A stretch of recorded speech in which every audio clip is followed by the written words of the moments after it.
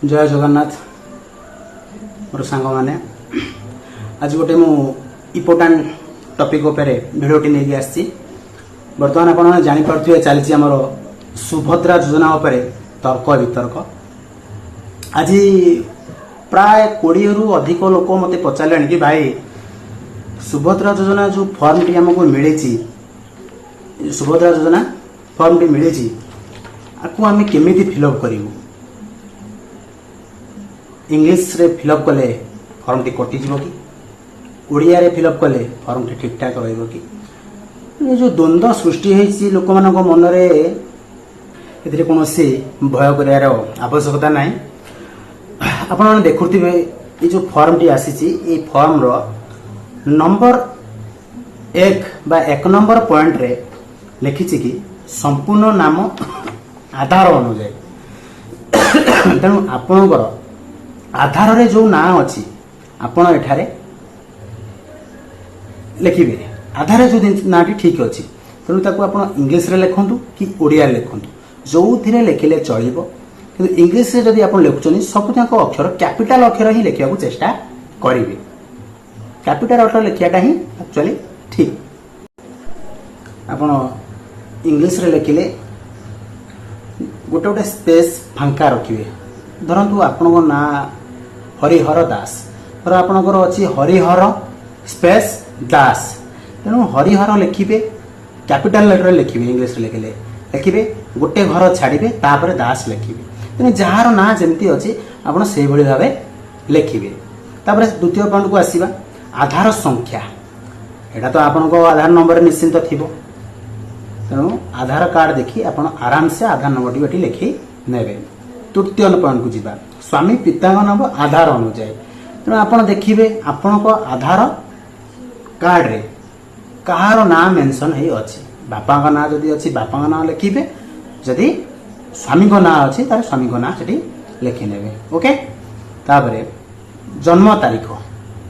तारीख आपन से आधार कार्ड रे लिखाई डेट ऑफ बर्थ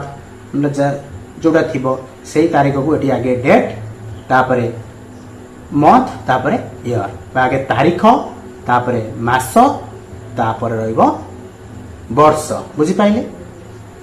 तापर 5 नंबर आसिया वर्ग तेजी टिक चिन्ह साधारण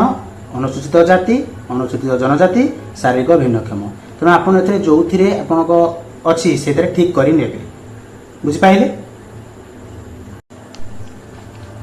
तापर पॉइंट को आसीबा देछि आधार संयुक्त मोबाइल नंबर तेणु आपन आधार कार्ड रे जो मोबाइल नंबरटा संयुक्त हेइथिबो बुझी पाइले तेणु से मोबाइल नंबर टी आपन प्रथम एठारे लिखि देबे 8 नंबर पॉइंट रे कोन दला ना विकल्प मोबाइल नंबर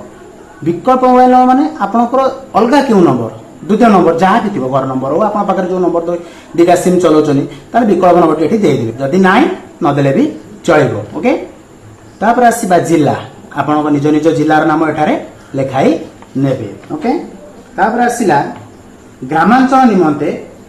लिखा है माने केवल ग्रामवासी जो ग्राम रे रहउछनी से माने ही एटा को फिलअप करी निजर गाँ ना निजर पंचायत ना आ ब्लॉक ना सरी गला एटा ग्राम लोक मान ग्रामवासी मान तापर सहरांचल निमंते सेमती ward number urban local body तापर सहर और नगर ये जो 11 नंबर पॉइंट केवल सहर जो मान रोजनी से मान फिलअप करिए गाँ लोक मान एटा फिलअप करिया दरकार नाही बुझि पाइले तापर आसीबा 12 नंबर आधार सक्षम संचय खाता थी बैंक नाम ये बैंक के अकाउंट नंबर पकई देबे नाही एठा देछि आपनकर खाता थिबा बैंक नाम को बैंक रे आपनको खाता अछि स्टेट बैंक ऑफ इंडिया कि यूको बैंक जा एक्सवाइज आप जो बैंक रे अकाउंट अच्छी से बैंक ना ही लिखिए ओके एथर सेपट आर पाखे थिबा फॉर्म भी पढ़ा कौन लिखाई देख भाग ख लिखी घोषणा नामा तेणु घोषणा नामा कौन अच्छी ना मु एत द्वारा घोषणा करुँची जे पूर्व पृष्ठार उल्लेखित थिबा मोर ज्ञान अनुजाई सत्य अटे मु ज्ञात जे एथुरु कोनोसी मिथ्या प्रमाणित हेले एही आवेदन प्रत्याख्यान करा जाय पारे एवं आईनगत कठोर कार्यानुष्ठान ग्रहण करा जाय पारे दया करी प्रयुज्य स्थान रे टिक चिन्ह मारंतु तेणु एठारे जो जो पॉइंट सब देला प्रथम देछि मु ओडिसा रा बासिंदा अटे टिक मारिबे ମୁଁ ଜୁଲାଇ 2024 ସୁଦ୍ଧା ମୋର ବୟସ 21 ବର୍ଷ କିମ୍ବା ତାଠାରୁ ଅଧିକ ଏବଂ 60 ବର୍ଷ କମ୍ ଅଟେ ଠିକ୍ କରିବେ। ମୁଁ କୌଣସି ରାଜ୍ୟ କିମ୍ବା କେନ୍ଦ୍ର ସରକାରଙ୍କ ଯୋଜନା ଅଧୀନରେ ମାସିକ 1,500 ଟଙ୍କା ଅଥବା ତଦୁର୍ଦ୍ଧ୍ୱ କିମ୍ବା ବାର୍ଷିକ 18,000 ଟଙ୍କା ଅଥବା ତଦୁର୍ଦ୍ଧ୍ୱ ଆର୍ଥିକ ସହାୟତା ରାଶି ପାଉନାହିଁ ଠିକ୍ କରିବେ। ମୁଁ କିମ୍ବା ମୋ ପରିବାରର କୌଣସି ସଦସ୍ୟ ବର୍ତ୍ତମାନ କିମ୍ବା ପୂର୍ବତନ ସାଂସଦ ଏମ୍ପି କିମ୍ବା ବିଧାନସଭା ସଦସ୍ୟ MLA ନୁହନ୍ତି ଠିକ୍ କରିବେ। ମୁଁ କିମ୍ବା ମୋ ପରିବାରର କୌଣସି ସଦସ୍ୟ ଆୟକର ଦାତା ନୁହନ୍ତି ଠିକ୍ କରିବେ। ମୁଁ କିମ୍ବା ମୋର ପରିବାରର କୌଣସି ସଦସ୍ୟ କୌଣସି ସହରାଞ୍ଚଳ ସ୍ଥାନୀୟ ସଂସ୍ଥା କିମ୍ବା ପଞ୍ଚାୟତ ରାଜ ଅନୁଷ୍ଠାନରେ ଜଣେ ନିର୍ବାଚିତ ଜନପ୍ରତିନିଧି ନୁହନ୍ତି ଏଇଟା ବି ଠିକ୍ କରିବେ। ମୁଁ କିମ୍ବା ମୋ ପରିବାର କୌଣସି ସଦସ୍ୟ ଭାରତ କିମ୍ବା ରାଜ୍ୟ ସରକାରଙ୍କର କୌଣସି ଅଣ୍ଡରଟେକିଂ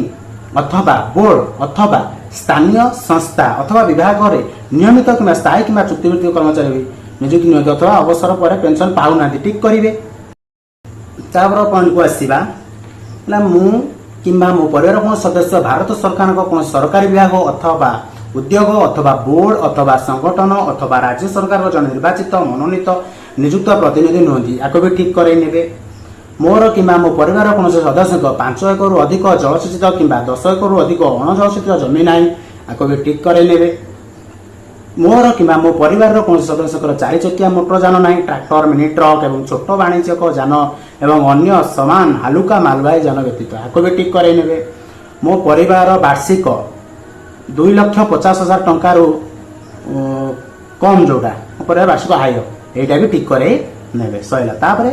ଭାଗ ଗ ଏତଦ୍ ବ୍ୟତୀତ ମୁଁ ନିମ୍ନଲିଖିତ ପାଇଁ ସମ୍ମତି ଜଣାଉଅଛି। ବୁଝିପାରିଲେ? ମୋର ପ୍ରାମାଣିକ ମାନ୍ୟତା ପାଇଁ ମୋର ଆଧାର ନମ୍ବର ଏବଂ ଜନସଂଖ୍ୟା ବିବରଣୀ ହାସଲ ନିମନ୍ତେ ମୁଁ ଓଡ଼ିଶା ସରକାରଙ୍କୁ ଅନୁମତି ପ୍ରଦାନ କରୁଛି। ଏହି ଉଦ୍ଦେଶ୍ୟ ପାଇଁ ବାସ୍ ଏ ଯେଉଁ ଅଛି ଯେତିକ ସବୁ ଲେଖା ହେଇଛି ମୋର ଅତିରିକ୍ତ ATM